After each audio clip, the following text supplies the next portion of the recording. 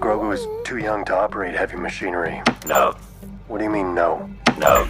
Let him try it out in my office. Yes. This is not a good idea. Come on. Yes. Yes. Yes. Yes. And here we go. It's the comic book bullies. Man, you come right out of a comic book. It's the comic book bullies. You will bow down before me! It's the comic book bullies. Now I am the master. It's the comic book bullies. It's the comic book bullies. Welcome back to the Comic Book Bullies for Nurse New Bullying. Host Leroy, aka the Kirby Crackle, with my co-host. This is Eli, aka Eli the Automator. There we go. And he is not an AI generated podcast host, but yeah, Bot. we're back. But exactly. Yeah, we're back in the episode. I apologize for posting. We were already on live earlier and people got mad at me for that. So sorry about that. But we're live now, if that helps anything. Oh, so, yeah. I should share the link, shouldn't I? I should too, Feel free to join us, Eli. Yeah, we're back now. So we're just gonna jump into it. Not a whole lot of stuff that happened this week, but we're just gonna just shoot the shit, basically. Just get into it. Sure, why not? Miss y'all last. Oh yeah, let's talk about what we did last week. We took off last week. Not only did we take off last week, but Gomer took off last week. So Outright Geekery was a podcast list entity last week. Yeah, they went on strike. Y'all went on strike last week. Yeah, we were just like, no, Easter is so important, even though I didn't do anything for Easter. I thought I could do something Easter. I just sit up and watch NBA playoffs and Shazam 2 and read some Stormwatch, and that was it. That's all I did. So I thought I was going to have a meaningful, impactful go Easter egg hunt. Eli, did you do anything last week? Not really. No Easter egg hunting? I sat no around and watched Kung Fu flicks and sat around and didn't do shit. Didn't eat any Easter eggs either. Oh, and that's how you celebrate Easter. Yeah, what else we got? But yeah, we're gonna jump into a fresh show. We're gonna get into it. Let's go, guys. How we gonna start this off? I got it. I know how we're gonna start this off. Bring back the old classic. Eli, give it to me. What is the number one movie of the week? What is the number one movie of the week? I want to know if you know what is the number one movie of this What week. came out this week? What did come out this week? What did come Mario out this week? came out last week, right? Right. So did something come out this week? If it did, hell if I know. Yeah, what do we know? Jake, what's the number one movie? If it's not Jenna Ortega in it, he doesn't know. So yeah. I'll give it to you. Okay. Well, you should know. The number one movie this week is Mario. Oh, Mario so again. Oh, so yeah, Mario is killing right now. Right now, I think it's already the highest grossing movie of 2023. Like no other movie is higher than it. We didn't talk about Mario last week. I forgot because we were off. We took a vacation, not doing shit, but we're back now. Not Renfield. Yeah. Did it? I guess I didn't go see it. So wow. Okay, I think it flopped. I didn't pay attention to it, so I guess it did flop. But yeah, yeah. That's too bad. I heard people say it was good, but I guess that's the two people that heard it. I mean, people that watched it, but yeah. But yeah, that's the thing. So, like I said, Mario was the number one movie of last week, and yeah, I didn't watch it. Eli said he didn't watch it either. Yeah. Here's the thing: why didn't I watch the movie? Okay, the reason I didn't watch this movie is because, like I said, it is a kids movie. Even though I watch kids movies all the time, hell, Shazam 2 is a kids movie, but this is an animated movie. So you can't go in an animated movie by yourself because that'll put you on a watch list. So there you go. But so I try to ask my nephew, because he grew up playing Mario Odyssey. What was the last one? Galaxy on Switch. That was the last thing. So he played Switch on that. That was like 5 years ago when that game was popular or whatever. So I asked him, do you want to go see Mario? He's like, nah, I'm too old for that. I'm like, what? I'm like, okay. How old is he? 8? 10. The movie's too old for him. Yeah. Then he said, fuck Mario. That's some baby shit, huh? I was like, damn, okay. So whatever.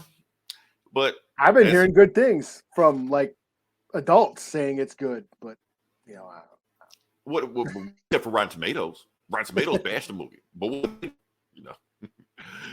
This may be the first $1 billion movie of 2023. That's the thing. But here's the thing: I didn't want to talk about Mario. Mario's not what we talk about. What we talk about is Bowser or King Koopa, for depending on how old you are. OGs. Yeah, for the OGs. I don't know what Bowser is. I don't know about. I know King Koopa. That's what I do. That's what he was always called when he grow up. His mom named him King Koopa. I'm gonna call him King Koopa. That's what it is. We're gonna talk about him. But the reason we're talking about King Koopa or Bowser is because Mario's a big story right now. Well, only is Mario the highest grossing animated. Well, yeah. Last week it was the highest grossing animated movie debut of all time. There's controversy behind it about that. It's already in the second week, highest grossing movie of all time. It's already there, and it's still. But not only that, it didn't just invade the movies; it also invaded Apple Music, because this may be an old chart, but as of right now, Peaches, the number one song from the soundtrack, is number 4 on iTunes. It's number 5 now because Ice Spice has dropped with whatever Nicki Minaj. So, but anyway, you get the point. So that song was written, well, not written, but it was performed by Jack Black. So Jack Black was Bowser, King Koopa, and that, and he did the song. But not only that, that's not the only part about it. They're saying that he may be nominated for an Oscar. And so I haven't heard the song myself. They're saying the song is that good, it may be nominated for an Oscar. Now, my thing is this. How in the hell did Jack Black get nominated for an Oscar, or may get a nominated Oscar for this, and he didn't want an Oscar for Encarnacion in Nacho Libre? That's my thing. I love that song. And that's like Jack Black is an underrated singer. Like Jack Black can actually sing for real, even though he's a fool. He jokes around stuff like that. He can sing when he wants to. Haven't heard the song. There is a live action version of him doing it, so I may check it out down the road. But I kind of want to wait till I see the movies, like get the full gist of it. Here's the thing: you don't really need to go see the movie because it's by Universal, so that means one thing: it's going to be on Peacock sooner or later. Pretty much. Yeah, I don't know if I told you this, Eli. Cocaine Bear's on Peacock already, so if you want to check it out. Yeah. I saw it already, but I saw it before it was on Peacock. Oh, gotcha. Okay. I should have waited, though. Oh, but here's the thing. Not only is Cocaine Bear on Peacock, the documentary, the real-life documentary of Cocaine Bear is also on Peacock. So if you don't want to care about that movie bullshit, you want to see the real shit, it's there. Because the real story is pretty interesting also. So, yeah. All right. Probably more interested in the movie, but yeah. What else we got here? We got Bo is Afraid. Eva, thank you, Jakey. We need to put. Oh, Bo is Afraid. What is it, a horror movie? I suppose it's an Ari Aster movie, which I'm done. Sorry. Now, Evil Dead Rising, Eli. I thought you'd be all over this. Oh yeah, I will see that. Yeah, but okay. I just I knew. I saw that Bo is. He said that's gonna be supposed to be his Jewish Lord of the Rings or something like that. I don't know. I watched that trailer. I didn't see any orcs in that shit. So you weren't looking hard enough.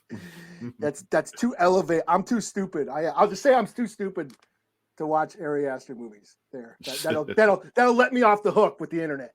I'm too dumb to like Ari Aster. Just cut them off before they say it, Yeah, fucking. I'm a dumb, uneducated fucking idiot who doesn't get it. Oh yeah, man! Before the hipsters after Midsummer, never again. All right, so let's say we're going to move on past it. Like I said, no reason to talk about a movie we haven't seen, even though that's what the internet does: review movies they haven't seen. So, but we're going to move on past that. Let's move on to something else. Let's talk about The Mandalorian, aka series season 3, episode 7, The Spies. So, Eli, like I said, you are a resident Star Wars aficionado. Some of us go nuts. What you got for me? Are we going nuts? You want to get nuts? Let's get nuts. Go deep. Go balls deep into this. What did I miss in this episode? What lore do I need to know? Did you not watch it? I did, but it's just like people shooting people. But I don't know. I want to know what's the deep. What Easter eggs? Exactly. You're supposed to give me Easter eggs. You're supposed to. Eli's favorite show at the moment. Exactly. Yeah, people shooting people. That's all. That's all. It's as deep as it gets, man. Oh man, Eli, come on! I thought there was gonna be some more to it. Okay, but if it is shoot people, okay, if it's shoot people, that's cool. You know? Yeah, man. Wasn't IG Baby Yoda so cute? I was gonna, you know what? That is the main takeaway I took from that. He's so cute. He's so that cute. little so shit is so cute. Look, let's take a moment. Oh, this baby. Look, our audience retention just went up just that much just because we showed Baby Yoda. You know? Oh man, let's see. We got another one here. Even that one, that's concept. Look at that. So much Baby Yoda. This and Megan Thee Stallion makes our ratings go up just like that, you know. But that's like, I'll be honest with you, Eli. I know we making fun of it, but to be honest with you, I rewound this scene every time they did this shit. Yes. I love that scene. It was awesome. That made me the funniest thing Star Wars has ever done. It's the first time Star Wars made me bust a gut laughing. So I'm sorry, I did. But I know we're supposed to be. I know we're supposed to be hard. We're supposed to, you know. I laughed too. What? Did you slap yourself afterwards? Like, did you catch yourself? You know. Like, ooh, no, I was like, aw. Did you stab yourself with a fork in the leg to stop laughing? And so like nothing. Like, okay. We're men. We're not supposed to be laughing at this shit. But yeah. All right. So what else did we get from that? Okay. So another thing that we want to talk about. Moff Gideon's back. Yeah. Moff Gideon's back. Moff Gideon's back is awesome. I feel like that's what was missing because as soon as he came back in the show, I was like, okay, we got a show because he's awesome. Plot. We got a story. You haven't seen it, Jake? Just go up. Well, you see Baby Yoda, so you're good. Baby Yoda and IG-88. Okay, think Krang from Ninja Turtles. That's what it is. You see that, you're good to go. Can I be honest about the show, Eli? Can I be honest without being attacked? By all means. Okay. As far as I saw this, it took me 3 times to watch this episode. Not because it was bad, it's because I had shit to do and I was tired. And plus it released like 2:00 in the morning. I ain't got time for all that shit, like that. But as far as this show, what it got me through it, I remember Baby Yoda, Moff Gideon betraying everybody, and everything else in between was like shit I don't care about.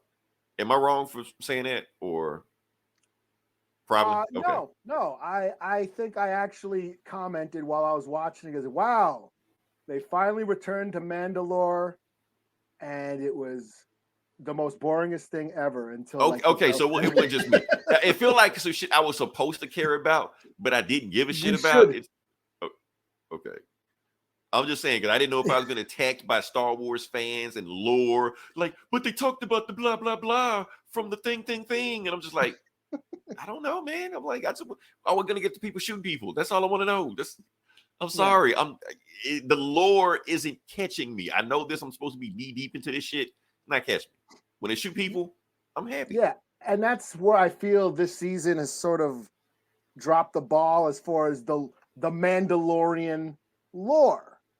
Mm-hmm. I feel like this show, in general, they're just treating Mandalorians and Boba Fett and all that shit as secondary, just secondary catapults to further what's going on in other shows and the movies and stuff. I feel like the Mandalorian culture and all that plot points with Bo-Katan and the Darksaber and all that, the different tribal factions. They don't really Disney doesn't really give a shit. That's just like they kind of wrap it up really quickly at the end of whatever. Like they'll pay attention to the last 5 minutes of that, just so we can set up more shows. We know Ahsoka's coming. We know, let's half-ass bring back Moff Gideon in the second to the last episode, and kind of tack it on there, just so they can set up Ahsoka, because she's going to show up next week. She got to. I mean, it's got to be commercial for the next show. It's going to be Ahsoka's going to show up. I'm sure Boba Fett is going to show up riding a Rancor. Hopefully, that would be cool. Bo-Katan's going to show up with their mythosaur, riding the mythosaur. That would be cool. They'll just cram everything half-assly in the end, and I feel like there's no Like there's all these things. They set up these plot points and then don't really do much with it. And then when they do, they just kind of, like half-ass it and just gloss over it. Okay. Like the So whole thing basically, I am supposed to care about this.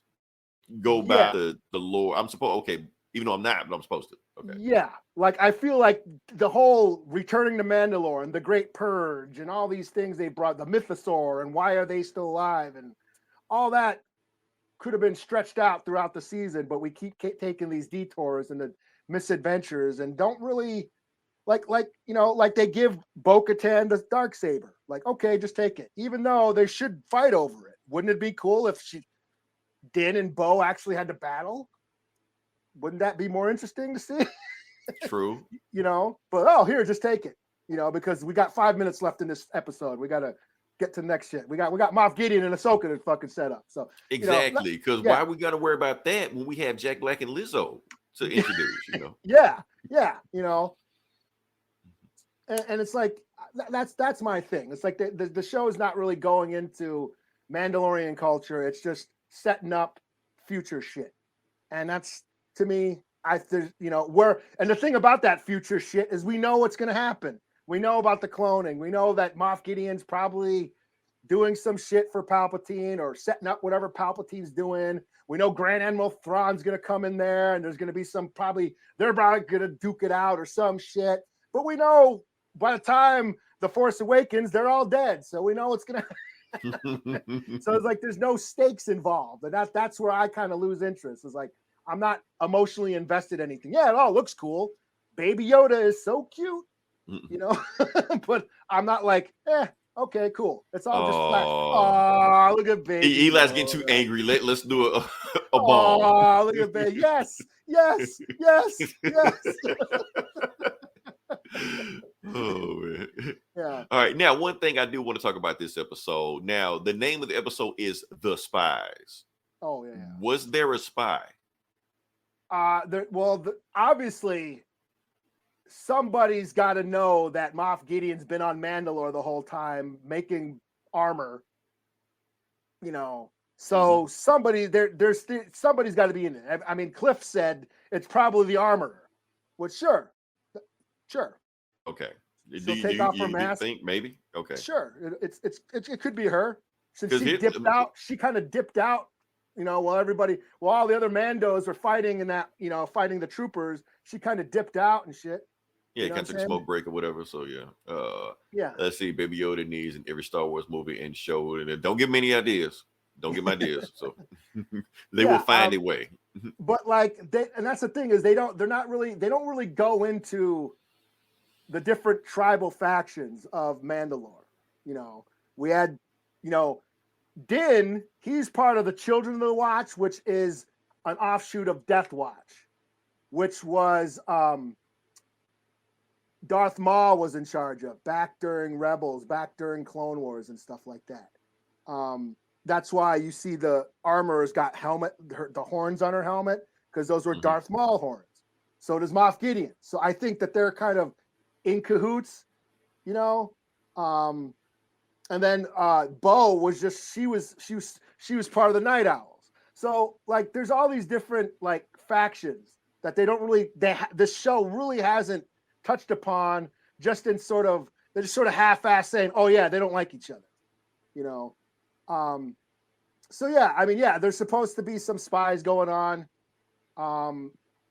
Sure, it's probably the armorers or probably those guys that were probably on it, but in the end, I don't really give a shit. I don't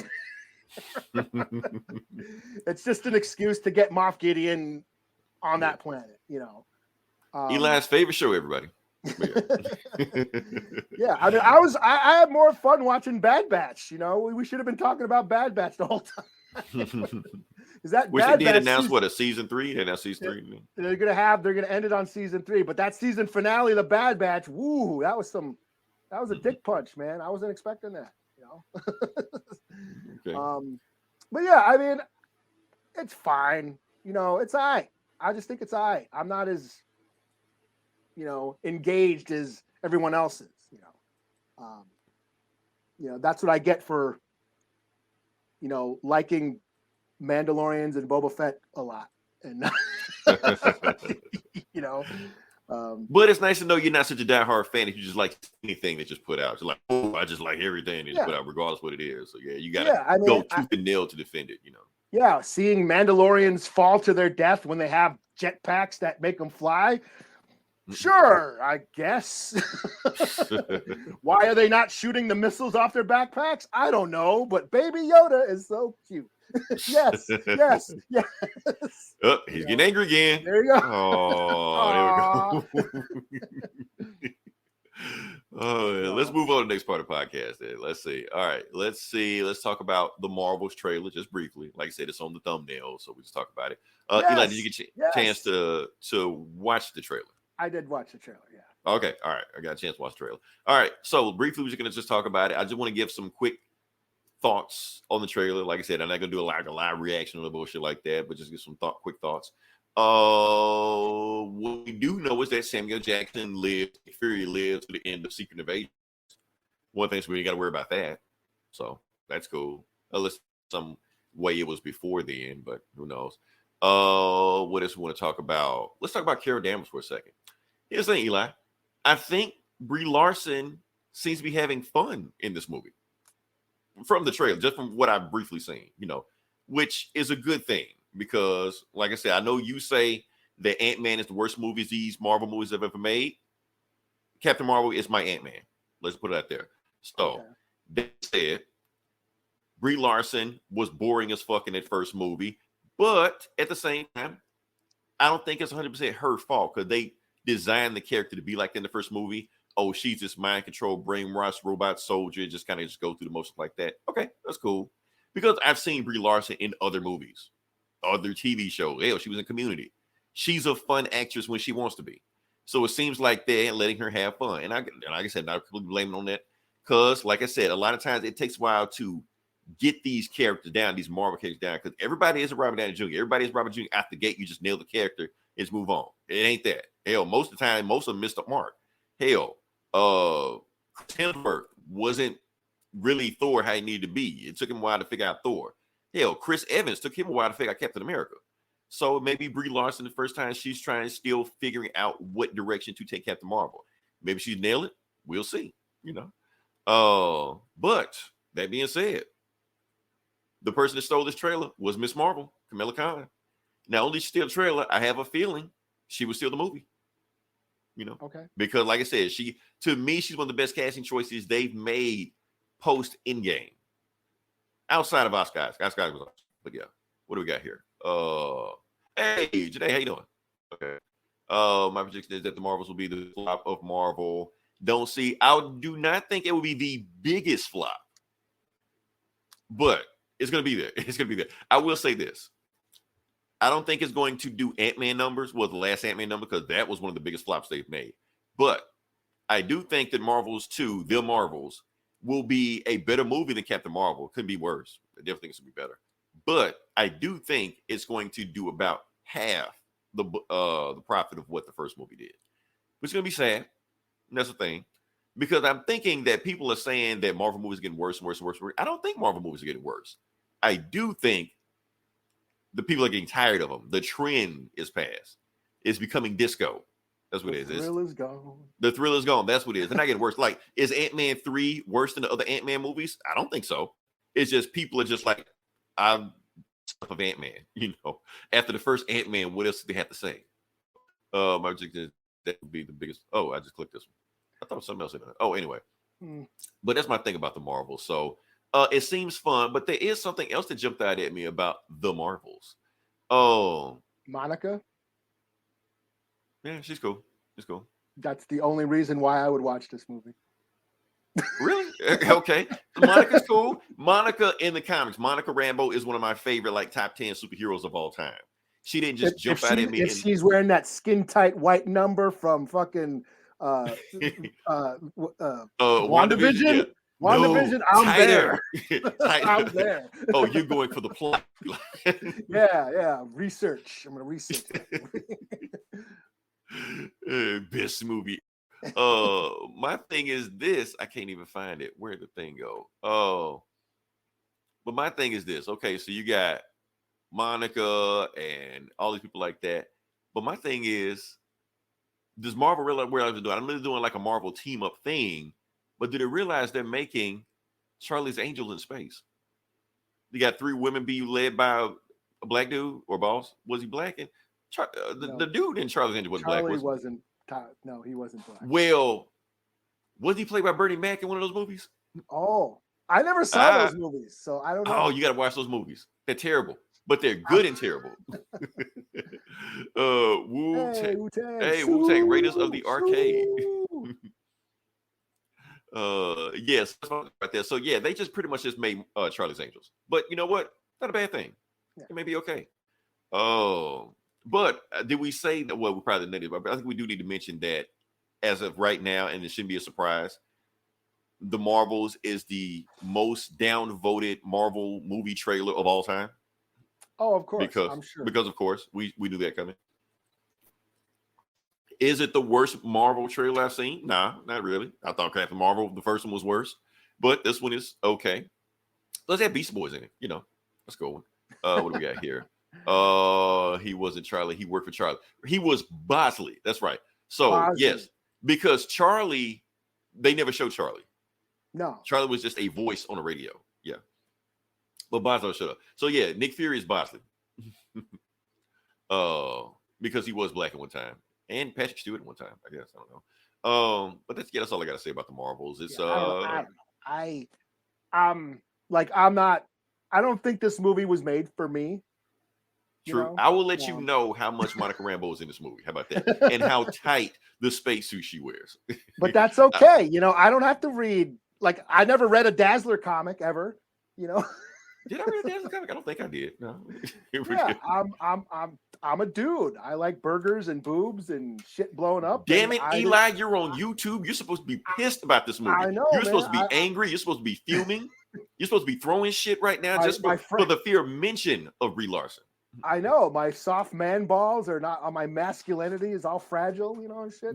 Exactly. You're supposed to be angry at this. Now, to think about it, for people that don't know about Brie Larson, like I said, what about my MCU? The MCU. They all pissed about that just because, like I said, it's Brie Larson and 2 other women. So of course they're angry. You know, like I said, white dudes are pissed at Brie Larson because 4 years ago she said some shit in an interview, not an interview, like a press, whatever the fuck she was. She said something, and all she said was that there need to be more diverse movie critics. It's too many white dudes as movie critics. White dudes took that as an act of war, basically. You know, let's be honest with you. Yeah, so I get it. Yeah. Brie Larson didn't like you. She said it. Yeah. Yeah, I'm not a white dude, so fuck, I care. So and cool. Like if little girls need a superhero movie, they can watch this. I don't have a problem with it. You know. Yeah, that's be okay. Brie Larson is hot, and that's all they've been at. You know what? Then when they showed Brie Larson in a tank top in that trailer, I saw some of those angry ass white dudes was just like, you know what? Maybe I was too harsh on her. Like punching their boners. No. Right. I must be angry, you know. Yeah, but that's the angry thing. Jerk. Fuck that bitch. Hate jerk. That's a family show, man. Let's calm it down. Let's not do what we did last week. We're not it's after hours, man. No. We can't do another corner of the cow segment like we did last week, man. 2 weeks ago. No, but this doesn't look like it's for me, and that's okay. But then again, hey, I like She-Hulk. She-Hulk. That's what I meant to say. I'm glad you said that. I love She-Hulk. So who knows? I'm glad you said that. Yeah. I could watch the Marvels and see Monica and be like, "Damn, this shit rules," you know. So who knows? Depends on how tight the outfit is. So yeah. Never say never. You know? Because that's what I'm about to say, that the Marvels is the lowest rated movie trailer, but She-Hulk is the lowest rated Marvel trailer. So just make sure everybody understands that. So yeah. But yeah, what do you expect? Eli, can we talk about something you want to talk about? Sure. I didn't put this on the list. It's a surprise. Okay. Ooh. I threw it on the last minute. Okay. I'm gonna gauge your yes, answers. I say it. Yes.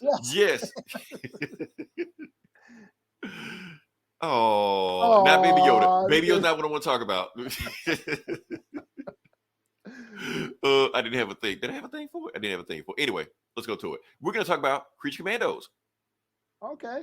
We're gonna talk about Creature Commandos because I don't. For some reason, people are not talking about this. No news or anything like that. But James Gunn himself released the names of the actors, the voice actors. Yeah, so everybody's gonna do it. We know who this is gonna be. So let's go down the list. Like I said, you see the white guy on the right. We don't know who the white guy on the right is, but now we do know the white guy on the. Oh, I'm sorry, my left. I'm wrong. Confusing. But anyway, Frank Grillo. Yeah, Frank Grillo is playing Rick Flag Sr.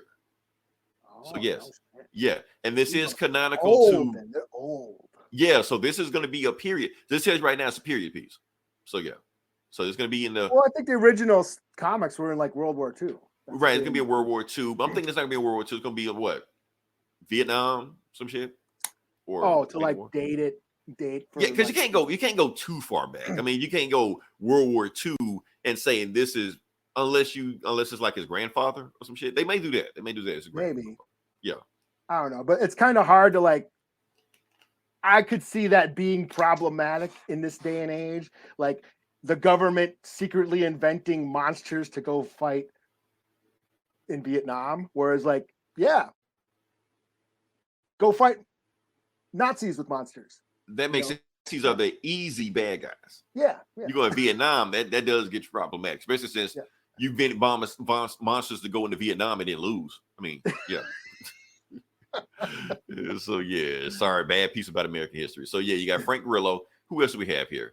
I did not know this chick's name. I wrote it down. It's the text is so small I can't read my own text, so that's okay. She's cute. That's all that matters. She is playing who? Fish Lady. Can't remember what her name is. That's Fish Lady. Yeah.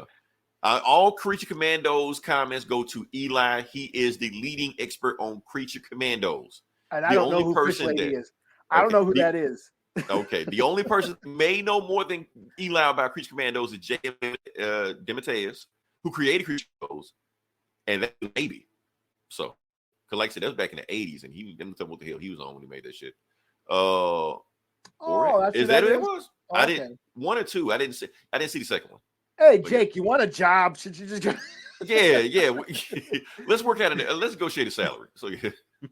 You'll get paid what we get paid. How about that? We're just call this the comic book Jakes. He's the one who right, yeah. Jake, you will make a percentage of what we make, which is nothing. He knows all the movies, he sees all the movies, we won't. Exactly. We're gonna send Jake to go see the Marvels and he reports back to it. Tell us how tight Monica Rambeau's outfit is on there. Yes. ASAP.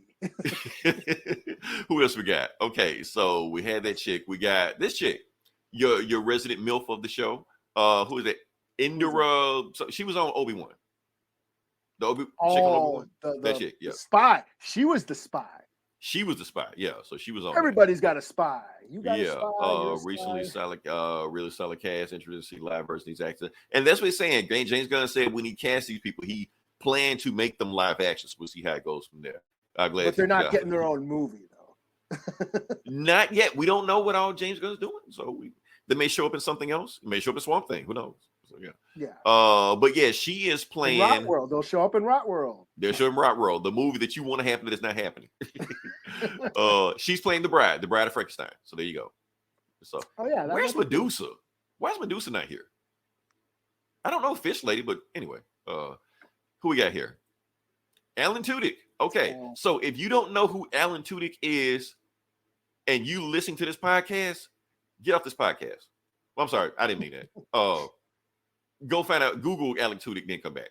If any of them don't know who Alan Tudyk, he's so cool, they call him Alan Tudyks. So the thing is, he is in everything sci-fi, fantasy related. He was in Firefly. He's watching Firefly. Everybody, if you haven't seen Firefly, go watch Firefly. Everybody's on Firefly. I only know them from Firefly. No matter what they're in, Law and Order SVU, after Firefly. That's all I know. Who we got? Everybody needs to see Resident. Yes, he's on that also. Resident Alien. It's on what? Sci-Fi, the Sci-Fi Channel, or whatever. So yeah. Tucker and Dale versus Evil. Tucker and Dale versus Evil. What else? What else we got? He's Star Wars. That guy. Star Wars. That K2. Guy. Yeah, K2, that guy. So he's in Star Wars. He was the bad guy in Doom Patrol. He played Mr. Nobody. They had, that was actually like breaking the fourth wall and talking to people like us while he was fighting the New Patrol at the same time. Weird ass villain. But like I said, he's in everything. And we're missing Wreck-It some Ralph. other shit. Wreck-It Ralph. He voiced Candy, the King Candy in Wreck-It Ralph. He voiced Clayface in Harley Quinn. Oh, and Joker. Both of them, yeah. Really? He's doing double duty. So yeah, he's everywhere. On the Harley Quinn show. On Harley Quinn, both of them, yeah. Oh shit. Yeah, he's everywhere. And who else we got? We got Frankenstein. So who is voicing Frankenstein? A guy that everybody knows, whether you watch this podcast or not, David Harbour. There you go. He jumped over to the DCU. Oh, Hopper. Yeah.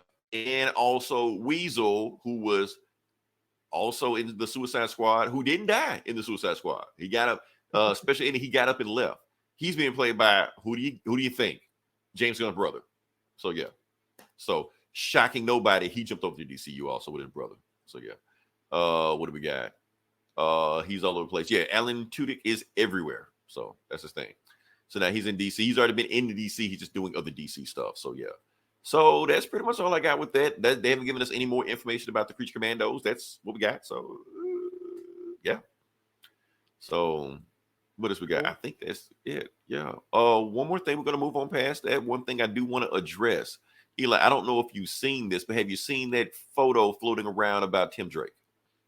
Tim Drake. The Robin. I know who you're talking about. But the photo.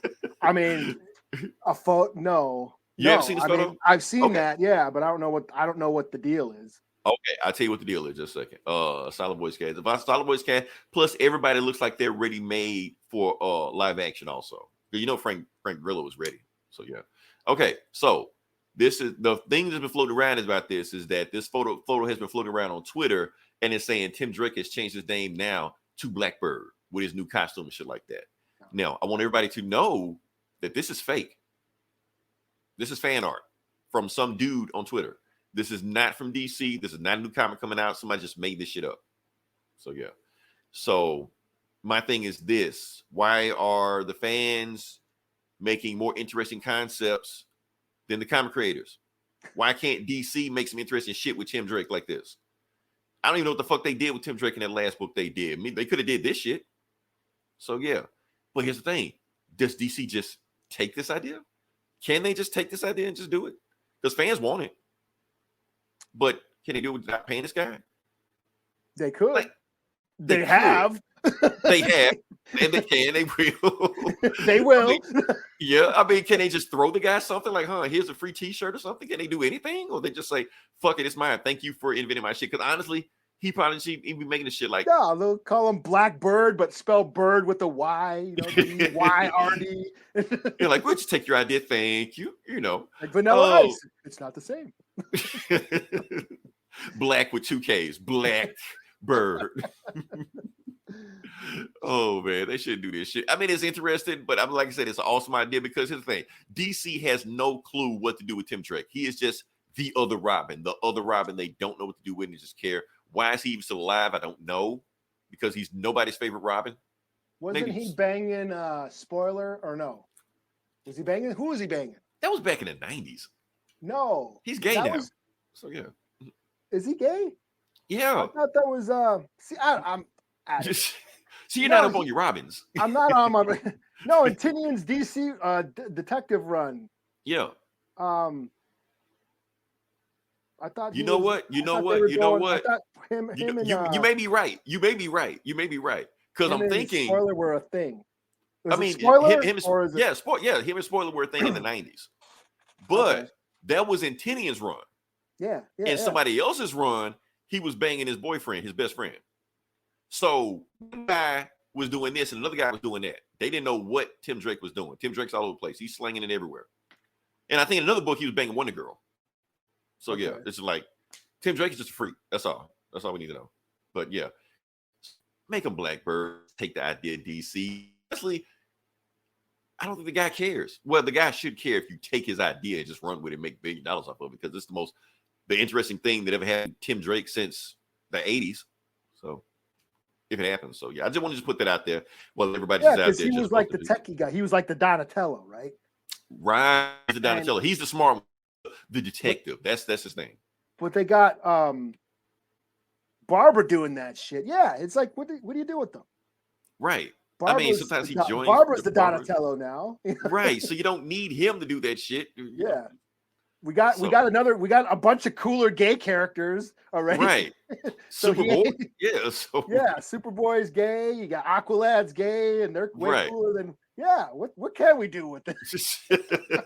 yeah, like you're like character this, man. Go somewhere. So, Okay, turn him into a villain and shit. Shit, he knows all their secrets. They done that shit. Hey, the other one, the asshole Robin. Dick? No, Jason. No, Damien. Oh, well, He started off as a villain, so you can't do that. Plus, Yeah. would anybody believe he's a villain? Take him serious as a villain? Really, Tim Drake? You nah. yeah, The worst fighting Robin, even Batman, worst fighting Robin. He was like, Tim Drake at me first. Okay, let me whoop his ass and say for Dick when he shows up. That didn't sound right, but yeah. Anyway, I think we spent too much time on Tim Drake. Anyway, this fake, you see it, not real. Somebody made it up. DC, if you're smart, snatch this shit, take it, pretend like it's your own. So yeah. Hell, he did it with your project. So yeah. Let me say we move on to the next part of the podcast. Sure. Okay, like I said, this comic book bullies, where we talk about comic books. And Elon, you go first. We're not gonna do a whole lot of books. We're gonna have a whole bunch of books this week. I only got two, so we'll look at two. So sure. okay, let me ask you. So you didn't read the first. Predator book? Did that come out? Yeah.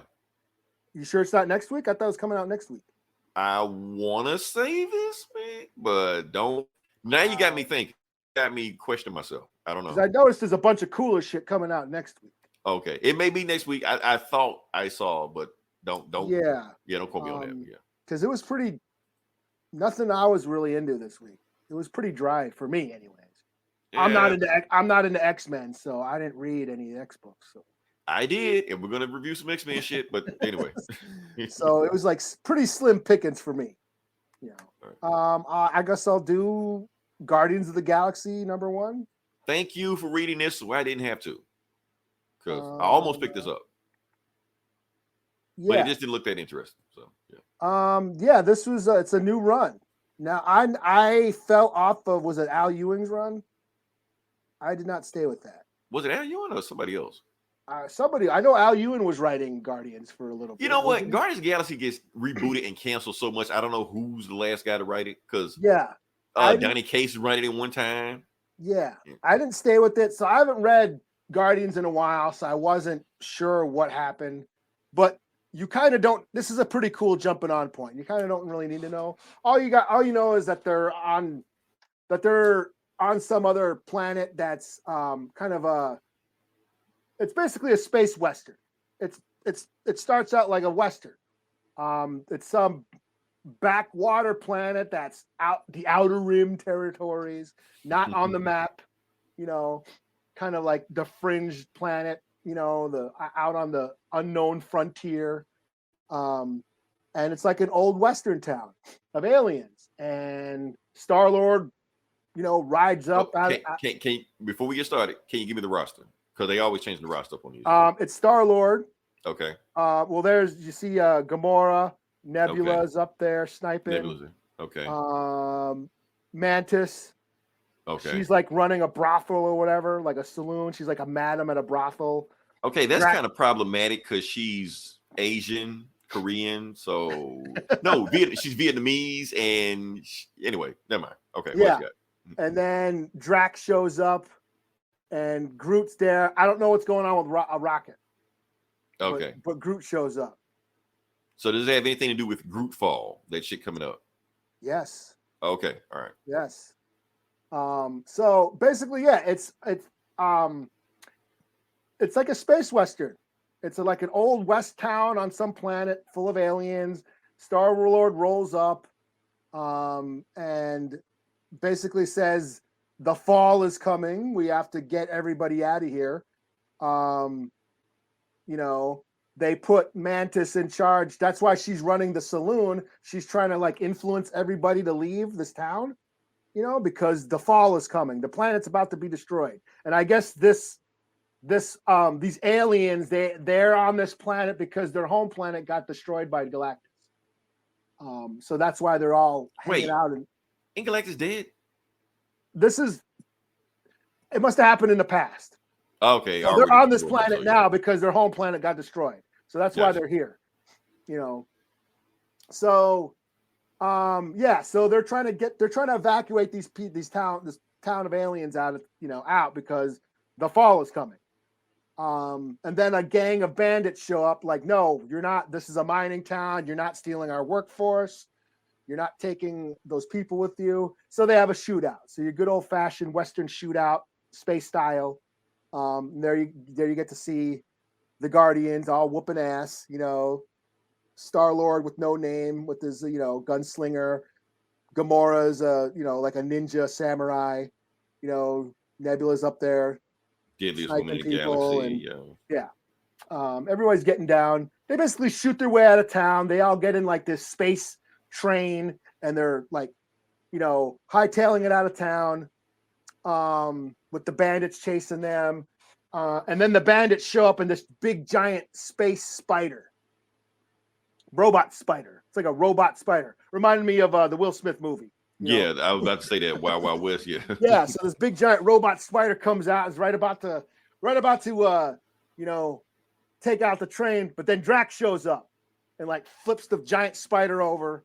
And of course, Drax he's native out. He's all in buckskin and buffalo horns, and he looks like because it's a Western. So yeah, it's a Western. So he's the barbaric noble savage. And then they escape in the space train. They get to the ship and they like attach the train to the ship and they're flying away. But then the fall shows up, the Groot fall. It turns out Groot is like this big giant fiery comet that's like eating planets or like terraforming planets, like grooting planets, Swamp Thing in planets. Like he gets down there. Yeah. Okay. Yeah, and he turns the planet into like vines and shit. And he takes out one of the trains and like stabs all the people and shit, like piercing them with his roots and shit. And it's pretty fucking fucked up. So it's like he's going around like grooting planets, like turning them into planets, which I don't think Lactus, I guess. Yeah, Groot Lactus, transforming planets into living tree planets, which I don't find that bad. I don't have a problem with that. Right. So they escape, and that's where it says to be continued. So I had a lot of fun with this. Yeah, it sounds like it's fun. Yeah, okay. Yeah, it's just a space western. You can hear all the references to Firefly, to Cowboy Bebop, to just old westerns. All the spaghetti westerns, your Clint Eastwood flicks, and your outlaw Josie Wales and all that shit. All the imagery. Star-Lord's got the cowboy hat. He rides in on a tauntaun, out of the desert and shit. And it was a lot of fun. I dug on it. So I'll probably check out the next issue. Okay. 4 out of 5. This was a lot of fun. Nice. We'll see how it goes. Let's see what we got here. Plant It. Why didn't we think of that? We should have thought of that. We're putting you on payroll also. You get half of what we make on this. So. So the next book I'm going to do is an X-Men book, or better yet, a Brotherhood book. Storm and the Brotherhood of Mutants #3. Now the thing is, last time we left off on this book, not that one, which we would get to. Storm died. James Bond. That was James Bond, wasn't it? Hell yeah. We're gonna do it. I didn't mean to spoil it. But we're going there. All right, so the last issue we read with this, Storm died. And this book takes place 1,000 years after that book. So yay. Yeah, exactly. So this book takes place 1,000 years after Storm has already died. So what could we be talking about on this story right there? So we're gonna get to it. Let's jump into it. So the book starts off with that whole star system that they stole 100 years ago, that Storm, blew up and then took with them and placed in the center of the universe. So it's still burning 1,000 years later. And in the middle of this unit, in this, they call it the center sun. In the middle of it is the Moria machine, the thing that Sinister been looking for the whole time. It's in the center of this thing. And they call it's been burning for 1,000 years, and they've been calling it the Storm system. They named it after Storm, and they got one of the old Brotherhoods, Cora and John Ironfire. They were with Storm the whole time when she first had been in Brotherhood. And they got some dog with Cyclops beams on his eye. I don't know what the hell it's about, but anyway, But anyway, they're like they basically talk about all the Brotherhood members that fell over the 1,000 years while they've been fighting, the other people, like the Quiet Council that been trying to kill them the whole time, looking for them. So we found a way to resurrect Storm. And they're gonna go to the room. They find Mr. Sinister with the new 5. So they have made their own 5. So if they have 5, why haven't they resurrect anybody before? The reason they couldn't resurrect anybody because they didn't have Hope's blood. Now, in the last book we read, Hope was killed by Exodus 1,000 years ago. And Mr. Sinister, because he's the asshole he was able to get his hands on some of Hope's blood. So now that he has hands on Hope's blood with the other people, the 5, they have just enough Hope's blood to resurrect one person.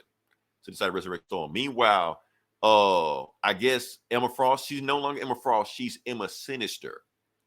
And she's head of the Red Diamond Empire. And she has a whole bunch of multiple men that she control, like drones that just do anything she wants to. And they have found out where the Brotherhood are and the Sinister are, and they're coming to kill everybody right now. And that's really got to resurrect Storm, because if they don't, Emma is going to kill everything.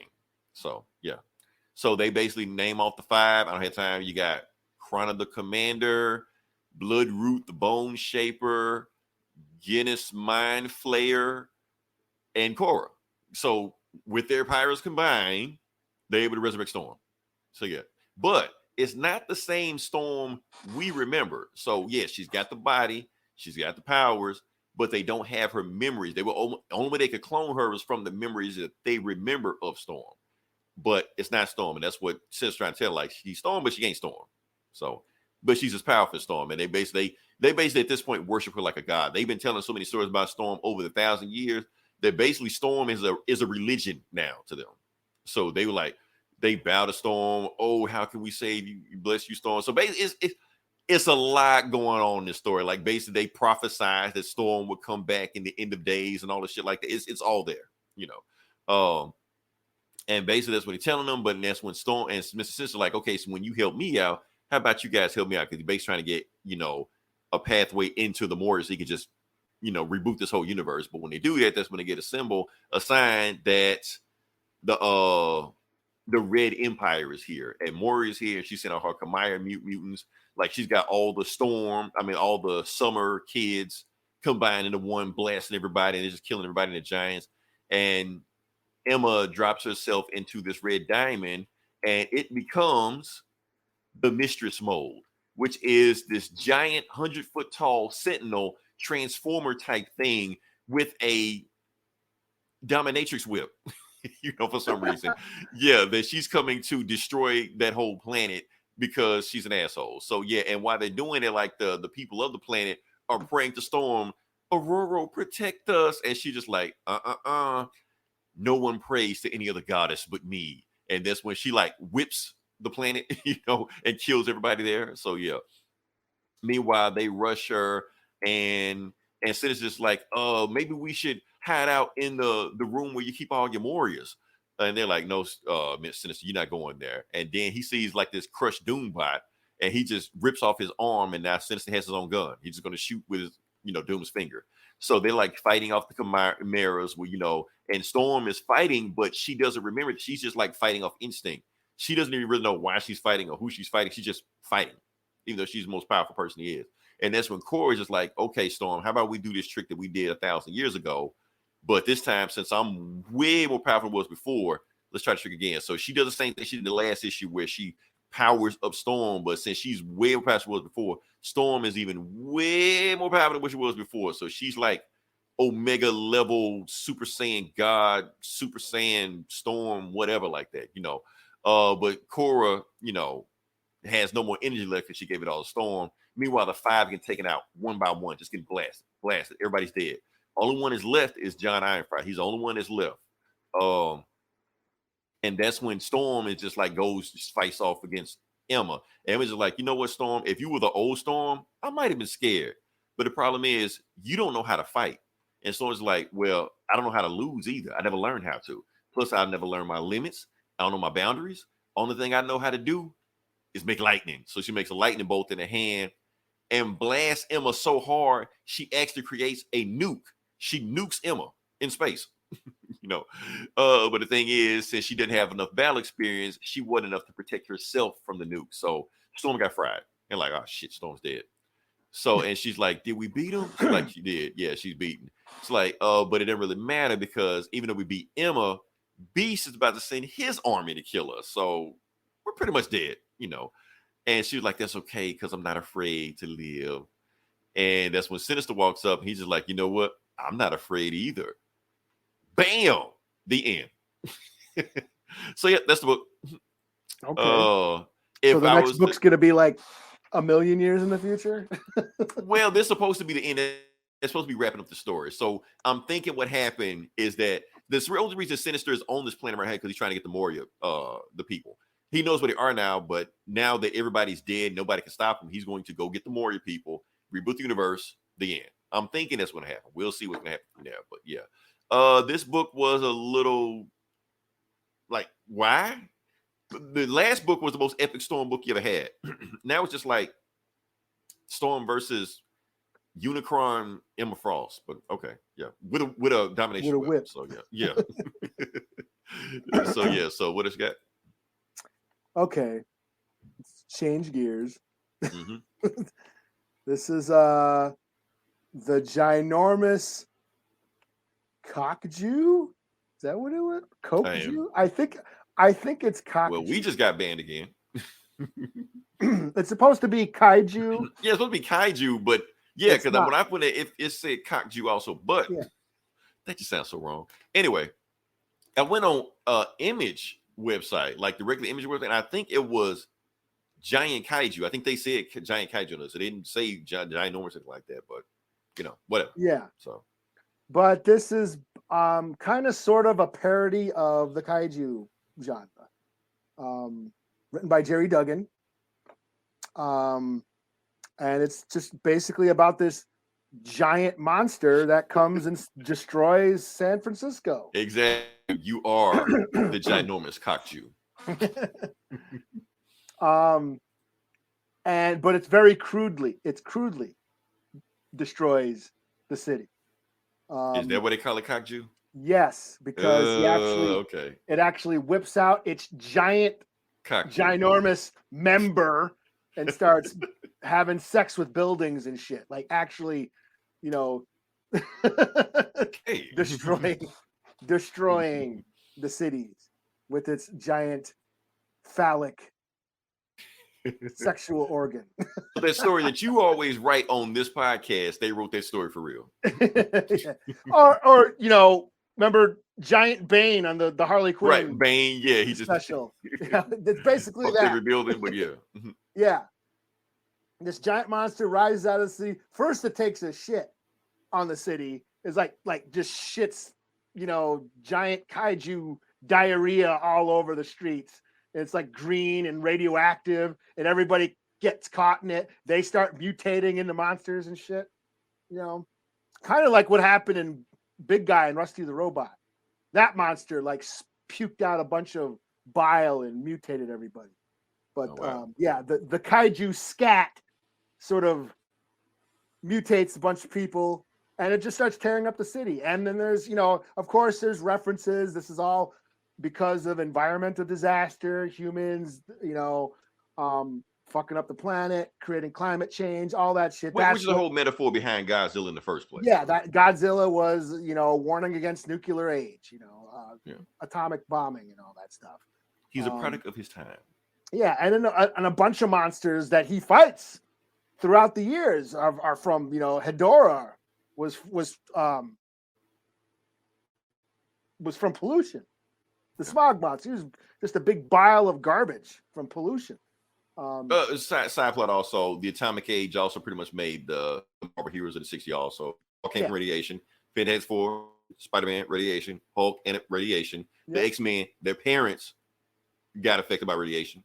So Yeah. let me say it, but Yeah. Science gone wrong.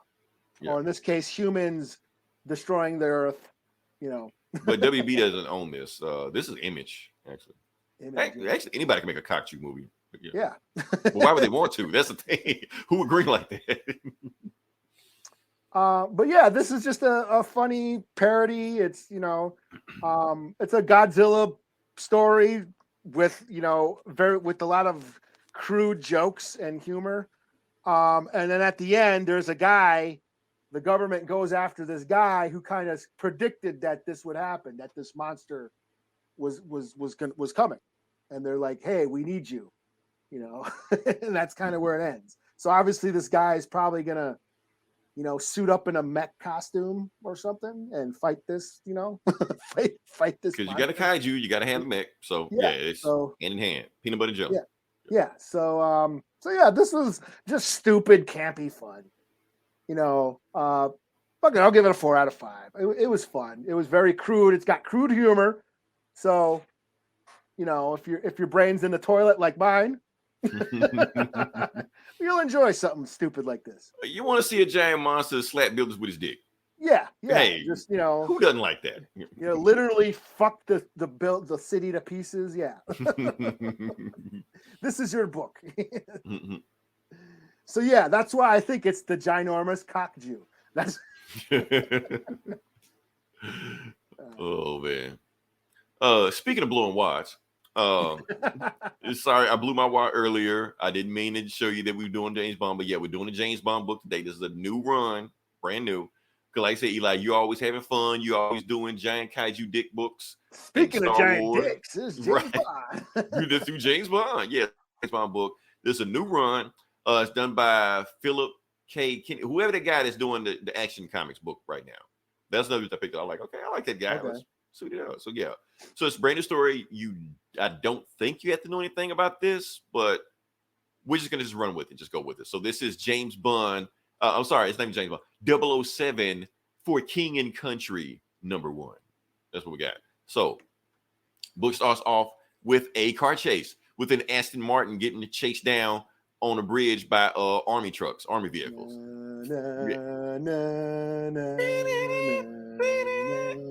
What's that, Austin Powers? I can't remember. Anyway, they get shot at. Obviously, the car is not bulletproof. Oh, and we see two characters. We see 003, which is driving, and 007, James Bond, already got a bullet wound in his abdomen. So we don't know where it came from. Doesn't matter. They getting shot at. So yeah. Man, while they're shooting, she's just like, "Give me your gun." And while James Bond, and by gun, I don't mean your dick. Not this time. Yeah. So James Bond starts shooting at them, but unlike their car's armor plated, so it can't shoot it. So yeah. And meanwhile, they shoot him, and he catch one in the shoulder. So she's like, "James, get back in the car before they kill you." He's like, "I just swerve to the left. That's all. While I get a good aim on him." So instead of shooting the car, he shoots the tire. There's still Austin Powers, but still. Anyway, the truck swerves into the other car, and the other car goes into the bridge, off the bridge, into the river, and the other vehicles run into the truck. Bam! And now you got this big, pile up on the bridge, and the Aston Martin gets away because James Bond is just that good, even though he's got 2 bullet holes in him. So while he's bleeding out in the back seat, 003 gets him and he's fading out. He's just like, I am not going to make it. I'm so disappointed already, dude. Because now Bond does get shot. Depending on who plays him, Bond does get shot sometimes. No, I'm disappointed that he's not fucking her already. He's dying, man. Hey, James Bond. He could never too busy for pussy. I'm shot, but my dick still works. Anyway, he wakes That's up. how I want to go. He finally wakes up, and basically 003 is telling him that you've been out for about a couple of days now while you were out. Y'all gotta tell you, yeah, 003 is supposed to be dead. She's like, why are you still alive? I thought you died. They're like, no, the person you found was the person I want you to find. There's a lot of dead girls in London, so I just replaced them, the one that looks closest like me to you. But yeah, I faked my death. So yeah. And he was just like, but we fished a body out of the River Thames. And yes, it's the River Thames, not the River Thames. You Neanderthals, get this shit right. I know it because I just know that stuff. But anyway, her name is Gwendolyn Gann, and she faked her own death. She was 003.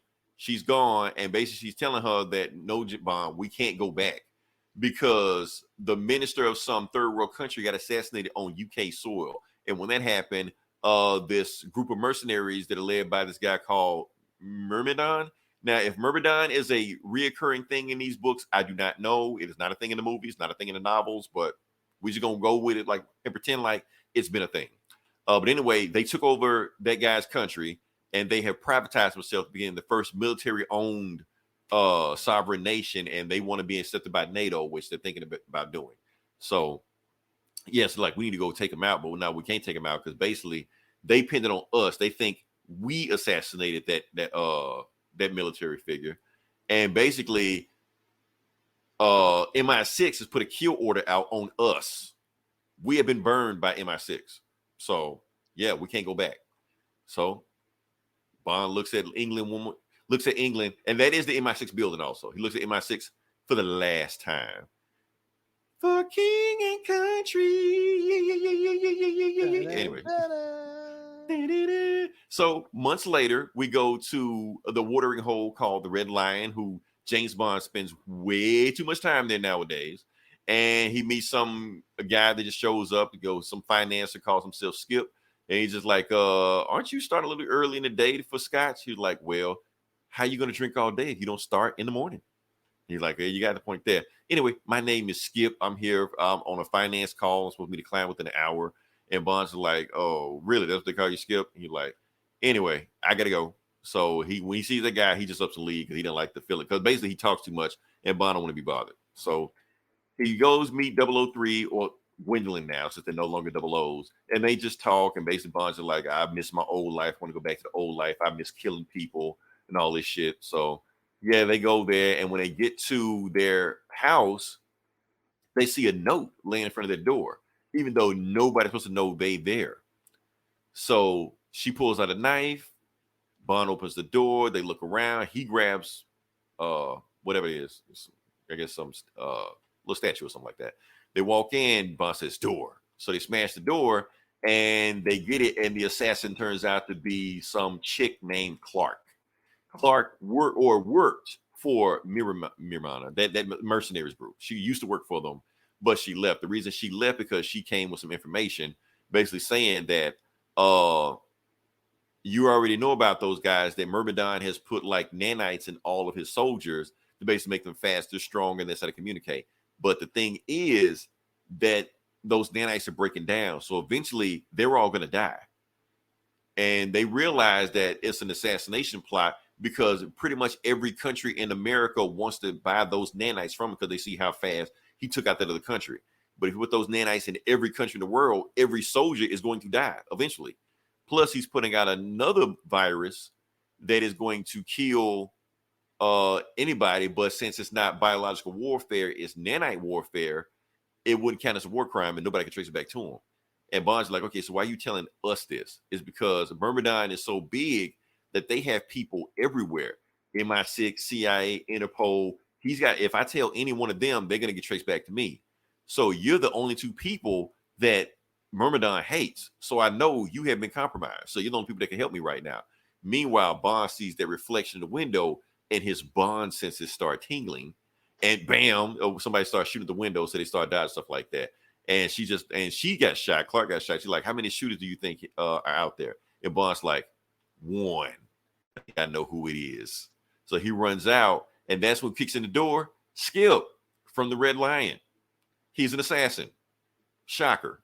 So yeah. So he's searching around for Bond. Bond thinks he had to drop on him, but he didn't get to drop on him. He's just like, hey, Skip. And like, I said, all of my friends can call me Skip Bond. He's like, you didn't tell me Myrmidon was on your resume. You're like, Myrmidon? Oh, I'm not from Myrmidon. You've made a lot of enemies, Bond. Say hello to the new 002. M sends his regards. Bookend. That's it. So yeah. Fun book, easy breezy. Like I said, you want sometimes to read some campy James Bond shit, you know. Sounds like Agent Cody Banks. I didn't see that movie. I don't think it is. I But have yeah. no idea. Are we going to get a gay bond? Maybe you already have. Maybe yeah. Who says he's not? Exactly. Don't assume him certain orientations. Exactly. You assuming his gender, you know? Yeah. But yeah, like I said, fun book.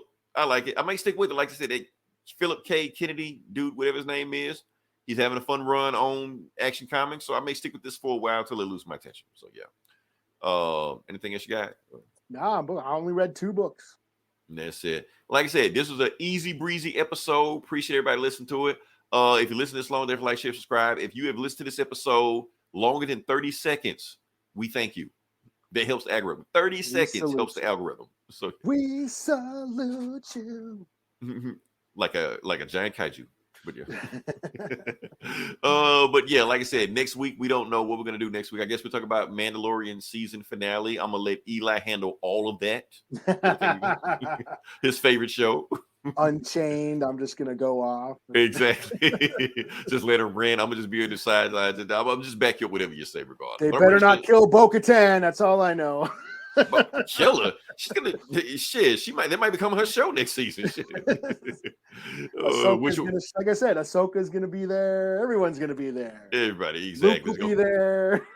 It's gonna be a reunion. It's gonna be like comic. Yeah. Everybody's just there. Shit. Baby Chewbacca is gonna be there. Oh shit. So yeah, like I said, I don't know what's gonna happen next week. We will find some shit the next week, but we will next week. Like I said, we took our quarterly vacation, so we're back on the clock. So yeah. All I can say is rest in peace. Prayers up for Jamie Foxx. I heard Jamie Foxx in the hospital. Hopefully everything's going on with him. So yeah. Cool. That. And yeah, that's pretty much I got hold of. I think that's Jake. Jake, what you got for me, Jake? Let's see. Baby Jar Jar.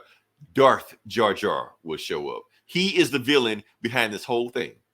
Jar Jar did get laid. It's canon. It's in the Clone Wars. That is canon. Okay. I don't know. That's more information I think I wanted to know, but okay. Hey, kids cartoon. Jar Jar got some. All right. So like I said, we'll be back next week. Until then, this is Leroy. This is Eli. Talk to you guys next week. Same bullet time, same bullet channel.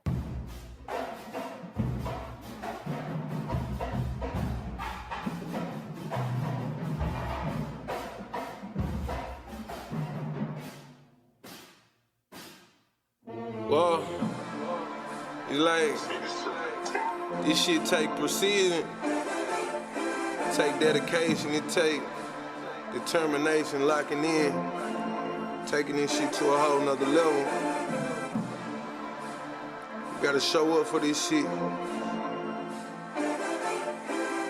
gotta be all the way for it. Whoa. Look at this shit that we live for. Looking for love in a hurt you. Seeing some shit that you work for. Then there's some shit that you work through. I've been a victim of both of them. I done seen victory both ways. Nigga, no sleep, think shit sweet, that'll cut deep. No blame. I'm a big stepper like a band member. Know this shit major like a band member. See the game like a band member. They don't give a damn about now, nigga. Gotta know the score when you in the field. Know this shit real, no halftime. What you putting down right now, cause they don't give a fuck about last time. I was fucked up, it's crazy when you starving, but you fed up. Name a nigga that fed us, kept marching with our head up. Dedicated, then elevated, no, ain't a nigga gon' fuck it up. Get the money, then bust it up. We don't fuck with them, they don't fuck with us. Now we see this shit from a different view. Celebrating with the real guys. TT died, I still cry. Say keep going, I'm still tired. Heartbreak and champagne, it's a love story, just turn the page. Tragedy and triumph, no, we the ones made it from the maze, but whoa. Don't get no trophy for this solid shit. Can't feed my children with acknowledgements put on for the city. We ain't see no shame. Prime time on Lynch Street before Dion came. Respectfully, whoa. I hold it down for my section. Charge these niggas extra for every time that they tested. Whoa. Head high, kept going, say we wouldn't bloom. It's Cold Boomaye, aka Sonic Boom. They thought they broke me, they must don't know me. I keep the vision. You get expensive time for making cheap decisions. You weak and rigid, the crowd is shifting, they louder cheering. They couldn't break me, my will was strong, no power steering. I wasn't impressed by the money, I sat and watched the moves. So you can start a war, but you can't stop a fool. Win or lose, it don't matter, nigga, you must perform. I felt offended, we couldn't mend it, forever torn. Rush from the sink, came from drips from the faucet. Still went against the odds and all the shit that it cost us. Right when you feel you lost it, that's when you feel exhausted. Put love in the game and like Dame, it'll cross you. No Lilla, if it don't kill you, it give you trauma. Replace your vice with your sacrifice. It give you honor. Word to my mama. We took some hits like it's percussion. We in the pit, we didn't quit, we kept it coming like. Whoa, don't get no trophy for this solid shit. Can't feed my children with acknowledgements put on for the city. We ain't see no shame. Prime time on Lynch Street before Dion came. Respectfully, whoa. I hold it down for my section. Charge these niggas extra for every time that they tested. Whoa. Head high, kept going, say we wouldn't bloom. It's Coke Boom, aka Sonic Boom.